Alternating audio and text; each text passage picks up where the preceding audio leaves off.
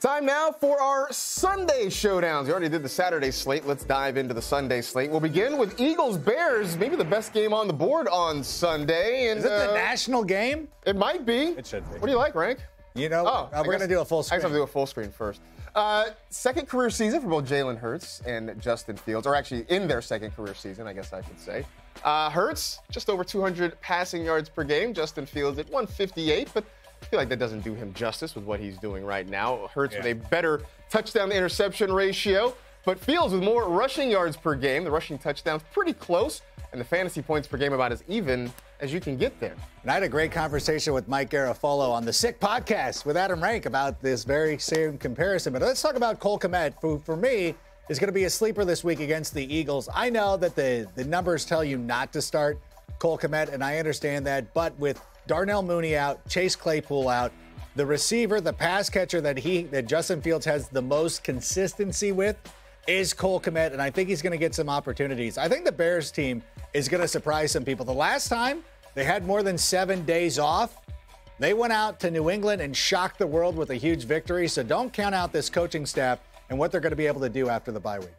And I'm going to say start Cole Kmet's quarterback. I think Justin Fields is a must-start every week. And I know against the Eagles, you sit most of your quarterbacks. Luckily, Justin Fields isn't your normal quarterback. He has ran for at least 60 yards in 7 straight games. His low game, fantasy-wise, in that stretch is over 19 fantasy points. So the ceiling is just far too high. The floor has been too reliable to get away from Justin Fields, even in the toughest or one of the toughest matchups for a quarterback. I know they have a great secondary.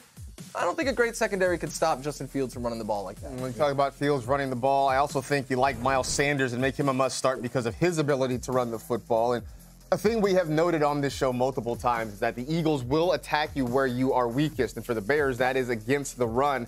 They've given up the 6th most rushing yards, 2nd most touchdowns to running backs this season. And we've seen Miles Sanders in those favorable matchups do really well. Games against bottom 16 run defenses, he's averaged about 111 yards per game, including going for $144 against the Giants recently. So I think Miles Sanders absolutely needs to be in lineups this week. Cowboys and Jaguars. Does Evan Ingram back up his huge game from last week, Ray? Well, I'm going to say beware because the Cowboys have been very good against opposing tight ends this season. I think they've allowed just 1 touchdown. Is that right, Joel? 1 touchdown to the tight end position this year. But no matter what. But again, Evan Ingram runs into the same sort of situation that Cole Kmet is. It's like, it's really hard. It's difficult to sit him because the matchups, there's not a lot of better options out there that you can start over Evan Ingram. But, you know, the one thing that Jacksonville does have, they got like Zay Jones. They've got the other guy who got 90 million. Christian Kirk. Thank you. 90 million. Who got the 90 mil guy. So they do have other options, but still, Evan Ingram, it's a beware. Like, I'm not saying don't start him. Don't go crazy and go get some rando off the bench. But, you know, beware. There's nothing. If you got David Njoku, for instance. In a similar approach, I'm saying start Trevor Lawrence. I don't love the matchup at all. And originally I was like, oh, maybe I'll tell people to sit him. But then I thought about it more, and I was like, he's playing so well. Quarterback position right now, especially with, like, Mike White taken out of it. Jared Goff has a really tough matchup. I don't want to start Brady. I just think with quarterback being what it is and Lawrence being as hot as he is, and this being a game between 2 good offenses as well, you just got to continue to ride the hot hand, I think. Well, you talk about the offenses, but I would say I think you have to beware of Ezekiel Elliott. The Jags' run defense since week 8, giving up about 100 rushing yards per game, but that's a number that got a little bit inflated after Derrick Henry's big game in week 14. So you got Zeke, you got Tony Pollard sharing a lot of those opportunities there against a run defense that has done a pretty good job. And I think for Zeke, you're talking about needing a touchdown for him to put up a decent number. Again, you might not be able to get away from him, but it's a situation that I don't really love him this week. Back to the Twitters, and Rank Robert wants to know, do I start Marquise Brown or Zay Jones this week? I know a lot of people think that Cole Kmet, like, that's always a hot take. Like, Cole Kmet's better for that. Nah, I don't believe that. So I'm going to go with Zay Jones. Again, I think that, like Mike said, the Jags are going to start off hot. The Cowboys have been starting slow over the last couple of weeks. I think Trevor Lawrence gets after them really quick, and I think Zay Jones and Christian Kirk are good options. Yeah, Cowboys had their hands full with the Texans last week.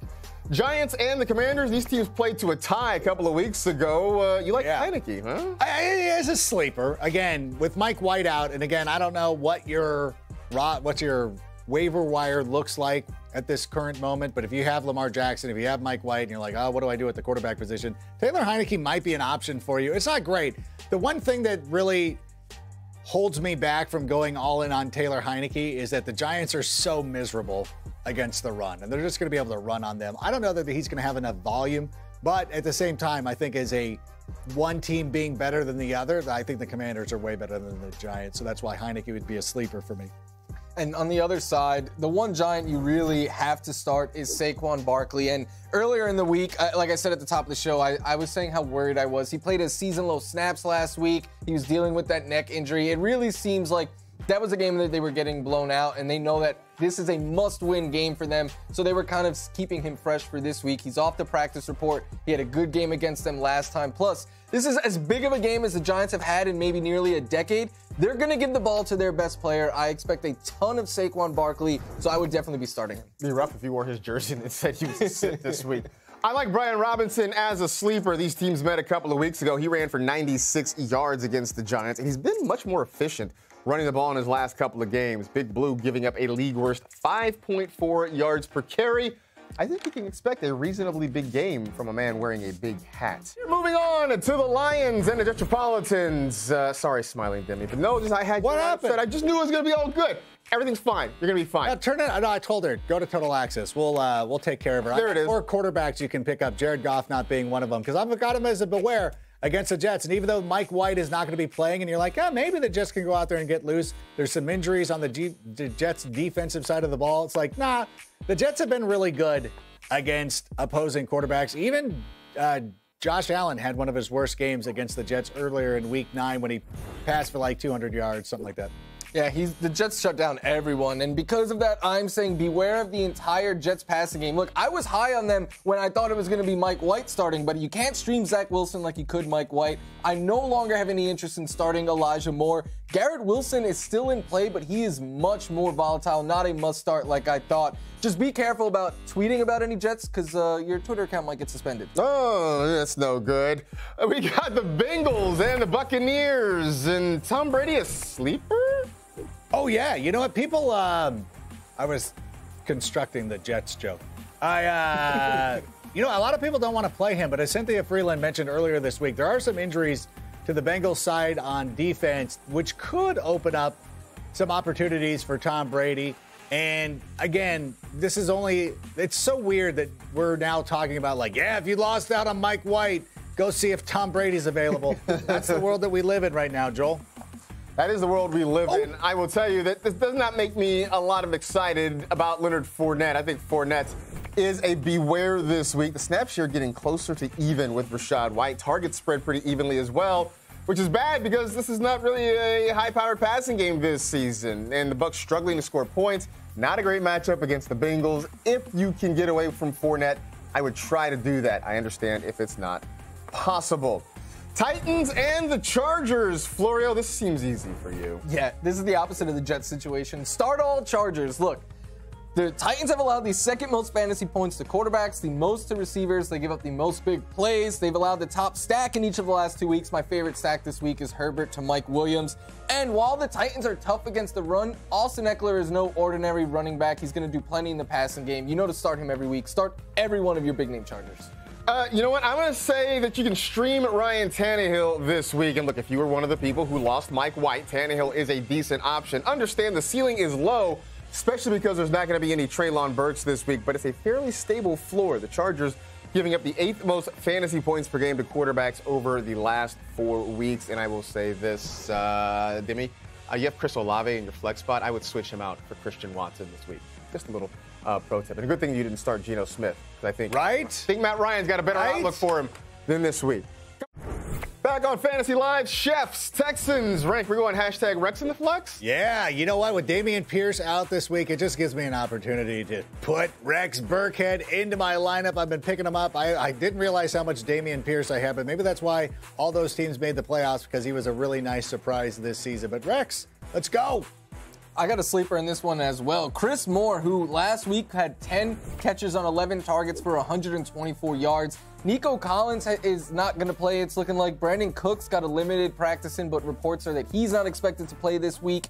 And they're going to be chasing points against the Chiefs, who their defense have allowed the 4th most fantasy points and the most touchdowns to receivers. If you're going a little bit deeper off the waiver wire, I like Chris Moore this week. Chris Moore with the, hey, somebody's got to catch the ball theory working right there. Back to the socials.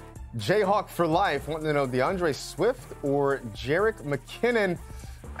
I don't like testing that Jets defense this week. So I'll probably go with Jerick McKinnon. I don't think he's going to give you the 100+ receiving yards like he did last week, but I do like the Chiefs to score a lot more points than I think the Lions will this week. So that's why I go McKinnon. Patriots, Raiders. Once upon a time, these guys played a really great playoff game against one another. That was a long time ago. Oh, yeah. It's been far too long for that. And obviously, if you're in season-long leagues, you're going to play Josh Jacobs, of course, keep tabs on his injury situation. This is more of a DFS warning if you're starting to put together your rosters and your lineups.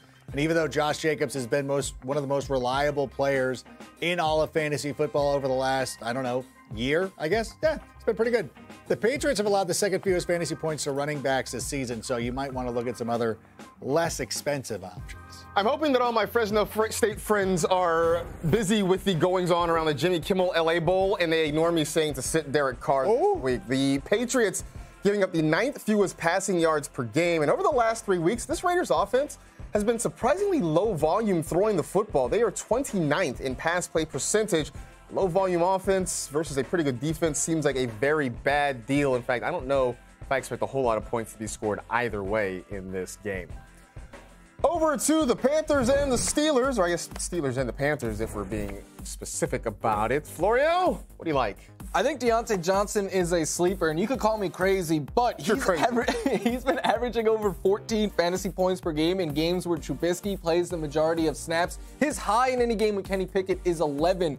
Plus, you get so much volume out of him, and he's going to catch a touchdown eventually. I mean, right? Right. Like crickets. I don't know about that.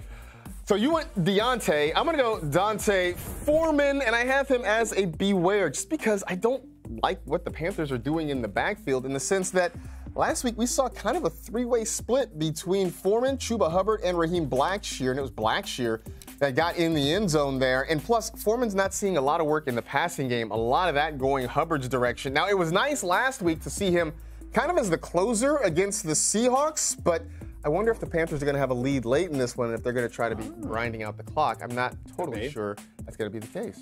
Don't know. These teams are actually still in it, technically, in the NFC South. Florio, what are we doing? We're starting Alvin Kamara in this one, and I know he's been letting you down as of late. It's not really his fault. It's the way they've been using him. And Dennis Allen came out this week and said, like, yeah, we need to start using Alvin Kamara better and give him the ball more. And really, it's also a great matchup. The Falcons have allowed the 8th most fantasy points per game to running backs. He topped 18 fantasy points both games against them last year. He's got a track record of success. Continue to ride out with Alvin Kamara. Cardinals, Broncos. Everybody's circling the calendar for Colt McCoy and Brett Rippon, right? Everybody loves this game. That's why we're starting the Broncos DST. I think that you were probably starting them anyways. I don't know. I can't imagine they were still available on the wire or anything like that. But yeah, the Broncos DST, one of the best things. You know, it feels like the Broncos are just a quarterback away. Oh, the Da Vinci Code! The Da Vinci Code. That's what I was trying to think of earlier. On the other side, I like James Conner a lot. He's been the RB4, averaging over 20 fantasy points per game since week 10. He's got 5 touchdowns in his last 4 games. And last week, he had a season-high 6 catches. I think we're going to get a lot more dump-offs to him with no Kyler Murray. And we just saw last week Jerick McKinnon go off in the passing game against the Broncos.